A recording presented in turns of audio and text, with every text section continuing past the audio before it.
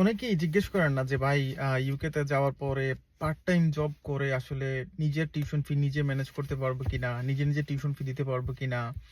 আমি তাদের উদ্দেশ্যে বলি, পার্ট টাইম জব করে ভাই আপনি আপনি জীবনেও টিউশন ফি দিতে পারবেন না। পার্ট টাইম জব করে কেবলমাত্র শুধুমাত্র আপনি আপনার টাকা খাওয়ার খরচটা চালাইতে পারবেন, টিউশন ফি ম্যানেজ করতে পারবেন না কখনোই। কারণ হচ্ছে দেখেন, 20 ঘন্টা উইকলি পার্ট টাইম জব করে আপনি মান্থলি সর্বোচ্চ 1100 থেকে 1200 পাউন্ডের বেশি ইনকাম করতে পারবেন না।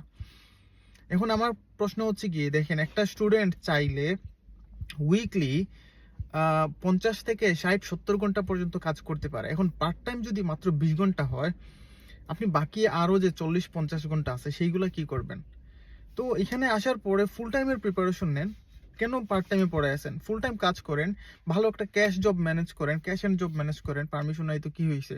প্রত্যেকটা স্টুডেন্টরা এইভাবেই করতেছে। তো ফুল টাইম কাজ না করলে, পার্ট টাইমের পাশাপাশি ফুল টাইম কাজ না করলে আপনারা কখনোই নিজে নিজে টিউশন ফি ম্যানেজ করতে পারবেন না।